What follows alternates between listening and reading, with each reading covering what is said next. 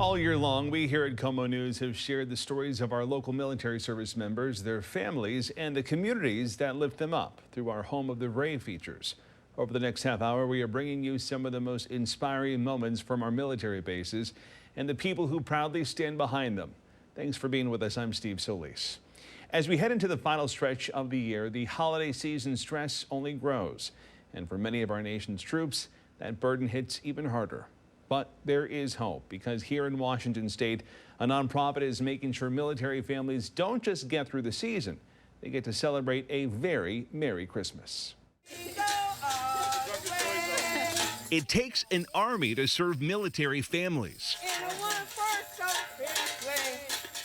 These troops once again answering the call. Helping to fill a small building on Joint Base Lewis McChord with board games, baby dolls, bikes, and much more. This is Santa's Castle, a holiday tradition for more than 3 decades. Executive Director Donna Hando says their work starts long before the season begins. What we do is work year-round to make sure that we have enough toys and goodies to help alleviate the stress of the holidays for our service members. For many military families, the need is real. Our military families, they just simply don't make enough money to make ends meet here in Washington state. The cost of living is very high. As they move around, they don't increase their pay depending on where they live. We always feel that they go through enough stress in their jobs and the family time that they lose, that they don't need to suffer and worry and stress about how to make these holidays happy for their kiddos. Military families in need can turn to Santa's Castle to help make the holiday bright. We're set up like a giant toy store, so the parents get to come in and shop for toys for free.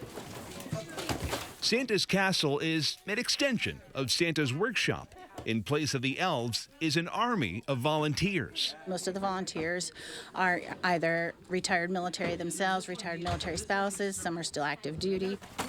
Others are from partner organizations like Titus Will Automotive Group. It makes me proud to work for a company that is so engaged in wanting to help make military families have a wonderful Christmas. Titus Will is collecting toys in partnership with KOMO 4. They will deliver those toys to JBLM through the holiday season. They're honored to play a small part in the work being done by Santa's Castle. The organizational skills that these ladies have and how much they go through and get ready for the holiday season. Yeah, it's a well-oiled machine. It's going to stay on this table. A machine that Donna says many people still don't know about. Even though we've been here 31 years, it's amazing how many people don't know we exist. But they don't serve for attention. They serve to help those who stand at attention. My husband's retired Army, so 30 plus years ago when we got married, we could have used a program of this nature.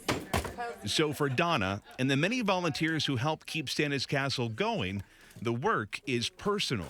We understand, we know where they're coming from, we know they need the help, and we want to make sure that they don't go without and that their kiddos don't go without.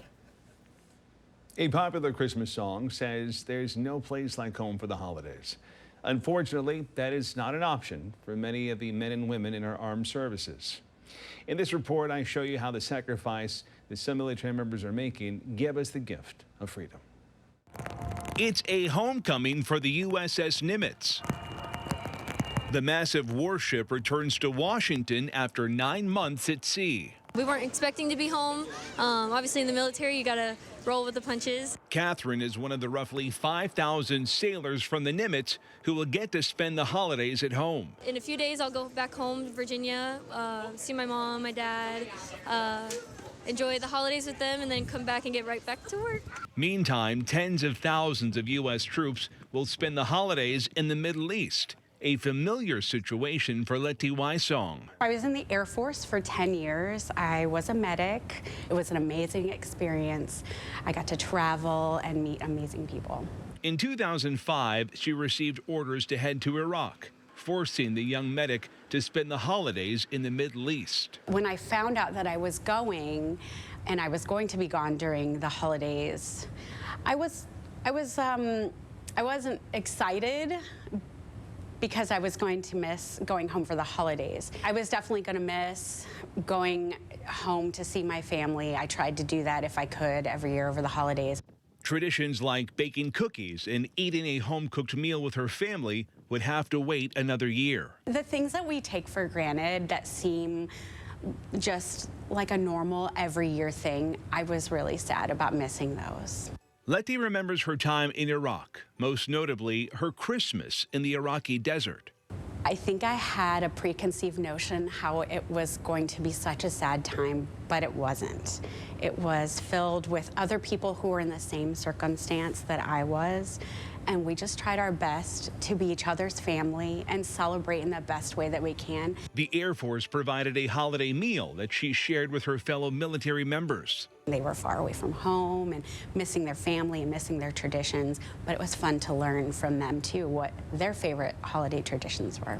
Letty says her experience in the military has forever shaped her perspective. Every holiday, I think of the men and women that are sacrificing and continue to sacrifice for my freedom and for my children's freedom. And I'm so grateful for what they do every single day. She offers this advice as we prepare to celebrate the holidays. Take a moment and try to put yourself in the shoes of an airman or a Marine, someone in the Navy, a soldier, because you don't know what it's like being thousands of miles away, not being able to eat a home-cooked meal, wear a silly Christmas sweater, all of those things that you take for granted. Letty knows our military choose country over comfort, ready to make a sacrifice so we can celebrate peace in our corner of the earth. It's a huge selfless act, and I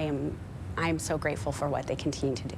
With this Home of the Brave report, Steve Solis, KOMO News.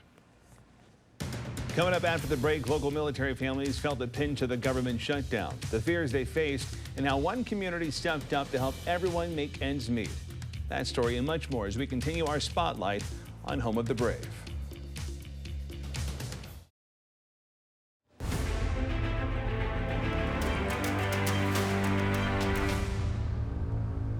This holiday season, while some struggle to put gifts under the tree, others will have a tough time putting food on their tables. More and more of our nation's military members are dealing with food insecurity, an issue made worse back in October when the nation faced the longest government shutdown in U.S. history. And during that time, many military families had no real clue when their next paycheck was going to come. Service members stationed at Joint Base Lewis McChord and other bases across our state turned to local resources just to get by. Here's a look at how the Thurston County Food Bank stepped up. It is busier than ever at the Thurston County Food Bank. We have food pantries available here in Lacey, in downtown Olympia. We have 19 satellite sites all across Thurston County, as well as being that resource to Mason, Lewis, and Kitsap County for food supplies. The Thurston County Food Bank serves tens of thousands every year, but it also serves Joint Base Lewis McChord as the closest food bank to the base. Since we're here in our Lacey food pantry, I would say we certainly feel a special tie to the military community. The government shutdown means paychecks are uncertain, leading more of our military to find assistance. We have regular military families that shop in both of our food pantries and at some of our satellite sites. Recently, we've certainly seen an increase in the presence of military families and military members, including more frequently seeing folks here in uniform or making the decision to come for their first time to get food from the Thurston County Food Bank. Shannon Razadin isn't surprised. A lot of people are surprised when we tell them that about 24% of military families are experiencing food insecurity. Shannon is the CEO of the Military Family Advisory Network.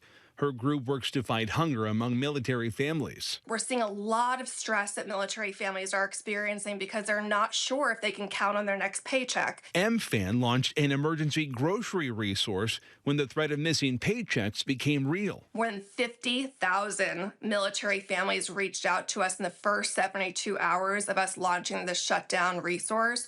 And so the need is very real. People are very stressed, and we're really doing everything that we possibly can as an organization to meet this moment for them. Yeah, it's devastating to think that a quarter of our military families are dealing with food insecurity. It feels like something we want to try to fix.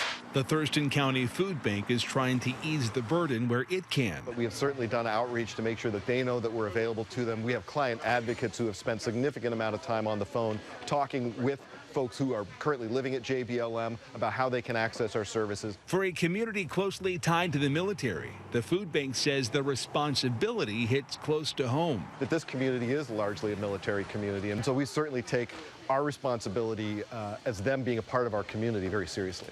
So the message from the Thurston County Food Bank is simple. And I really would invite anyone to come down. It's a very welcoming environment. Our client advocates will get you signed right up, get you through that line quick as they can, get the food in your hand, and send you on your way.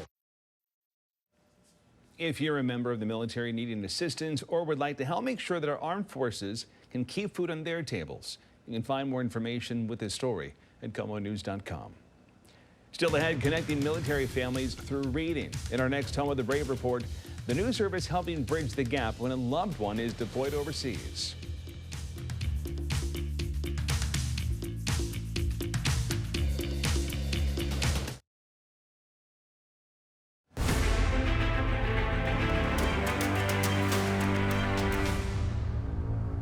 Welcome back to our Home of the Brave special, where we highlight the many men and women who serve in our local military bases. The same heroes who protect our nation often spend countless nights away from the people they love. Deployments can keep troops away from their families for days, weeks, or even months. However, one nonprofit is not letting distance get in the way of staying connected. I learned how they're working to keep those family bonds strong by bringing them together through the power of reading. Corey Trumbull is proud of her husband, Josh. He has just now completed his 11th year in the Navy, and we have been married. Actually, just July 5th was our 10-year anniversary. Military life isn't the only thing that keeps Corey and Josh on their toes. So does their son, Elijah. He loves school. He's so smart, and he's kind of a mama's boy, not gonna lie. Josh is currently out on deployment. It's something that happens often. They are usually about 3 months out, 3 months home when it's the normal schedule. I think it's harder for me sometimes because Elijah gets into his groove a little bit faster than I do. But for the most part, we make the best of it. The Trumbull family stays connected by reading together, made possible by United Through Reading. The service we provide for our service members is we have a free app, and we have other ways that they can video record themselves reading a storybook to any important child in their lives. We facilitate getting that video back home to whichever loved ones that they choose. So they send the video, we send the video back home, and then they have the option to choose a free book to go along with that video. So the nonprofit's Melanie Sheridan says their mission is to keep families connected through the power of shared story time. Whatever it is that's taking them away, be it deployment or just long working hours, training, anything like that. Anytime somebody at home is missing these folks, they can pull up that video, see them, hear them, and then connect through a story. It is so cool to see and hear Josh. Just because we have that communication gap because he's on a submarine, we don't get any sort of video calls or phone calls. It's all through email. So pulling up the app, being able to see his face and see his expressions and hear his voice, not just for me, but for Elijah, has been so moving, especially on really hard days. Corey says reading as a family is a big help to Elijah. His teachers are baffled when he goes to school and he's reading above his grade level. So there's a lot of little great neural things that are happening in their brains when they're holding a book. And then to hear someone read a word, they're able to kind of follow along. But for Corey, United Through Reading helps keep her family together. For me, it keeps a strong emotional connection with Josh because I can see him, I can hear him, and I can see him making our child happy. For us as a family, it keeps us strong. It keeps us united. After the break, we show you life inside the USS Nimitz and talk exclusively with the commanding officer about what it takes to keep the nuclear-powered carrier operational and the pride of being based right here in the Pacific Northwest.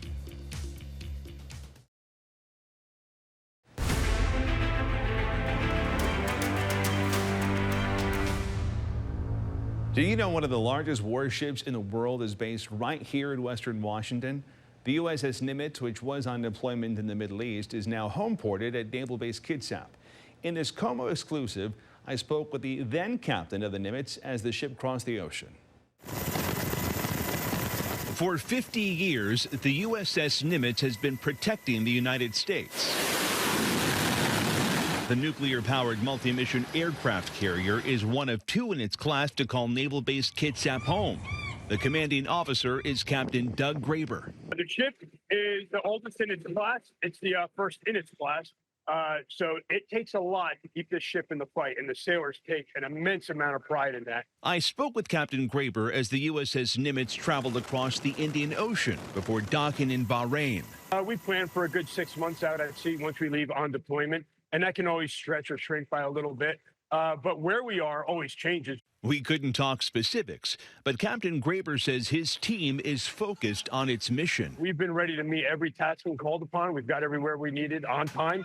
Hey, just touch it up. It's a real team effort that makes this happen. It's a community. Clearly, there's a lot to do on the ship, especially when you have a mission at hand. But what do you guys do with downtime when you're out there? I mean, you're stuck on the ship. What do you do?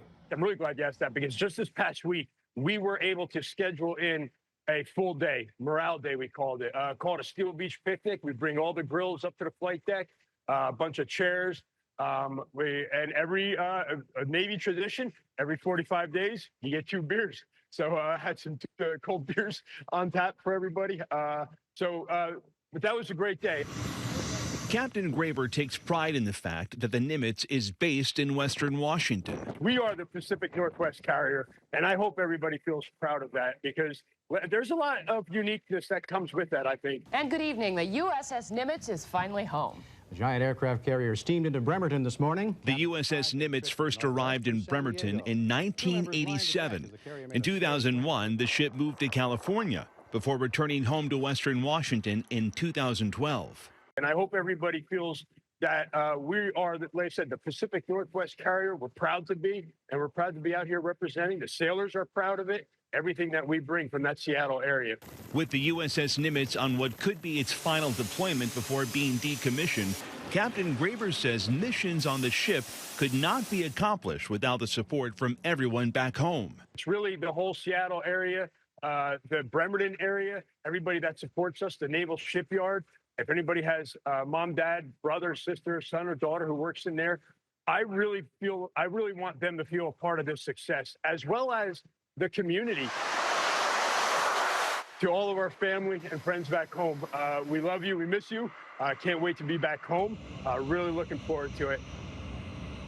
We've shown you just some of the incredible brave service members who protect our communities every day, both on the front lines and behind the scenes, along with the people who help keep them going.